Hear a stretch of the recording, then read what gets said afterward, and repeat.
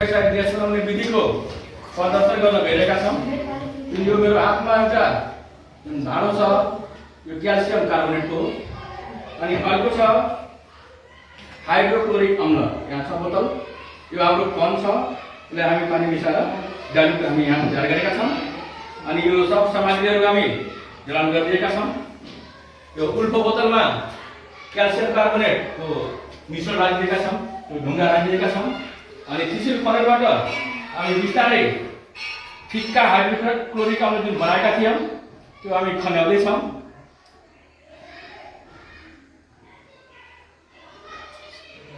अब खनाइसक्यौँ, यसभित्र प्रक्रिया सुरु भइसकेको छ। अब लगभग ग्यास बन्ने लाग्यो होला, हेर्दाखेरि ग्यास बन्ने जस्तो देखिएको छ। जुन अब यो हाम्रो डेलिभरी ट्युब हुँदै ग्यास जारमा आएर जम्मा हुन्छ। अब यो ग्यास बनेछ कि बने छैन हामी टेस्ट गर्न पर्यो। टेस्ट गर्दाखेरि अब दुई तीनवटा तरिका हामीसँग हुन्छ। एउटा त लिटमस पेपर, अनि अर्को सलाइ। पहिला हामी लिटमस पेपरको प्रयोग गर्छौँ।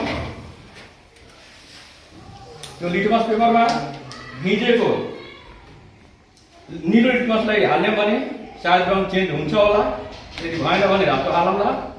अब हामी यो टेस्ट गर्न गइरहेछौँ।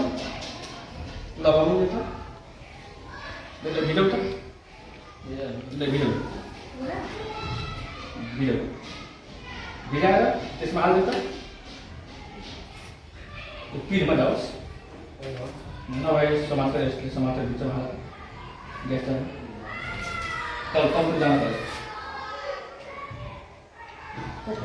रातो भयो, रातो भयो, रातो भयो।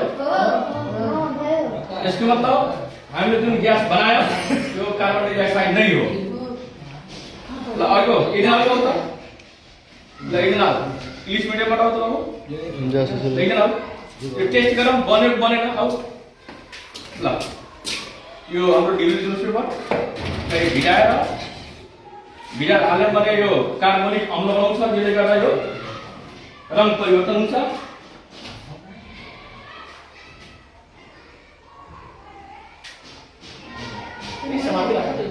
आफै चाहिँ भइहाल्छ। ल अब अर्को टेस्ट गर्ने। ल लिटमसबाट थाहा भयो नै। अब एउटा बलेको सलाई त्यसको अलग त एउटा सलाई त्यसको बाली त्यसमा हाल्ने अब बल्छ कि बल्दैन के हुन्छ हेरौँ न। बिस्तारै हाल्ने निभ्यो निभ्यो मतलब भइहाल्यो त्यो कुरा निभ्ने हो। ल बाले हाल अर्को बाले हाल दुईटा है ल निभ्ने निभ्या दुगो देख मुका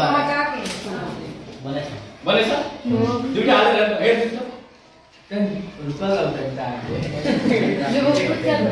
दुगो ल हाम्रो रिजल्ट आइसक्यो। प्र्याक्टिकल गर्यो।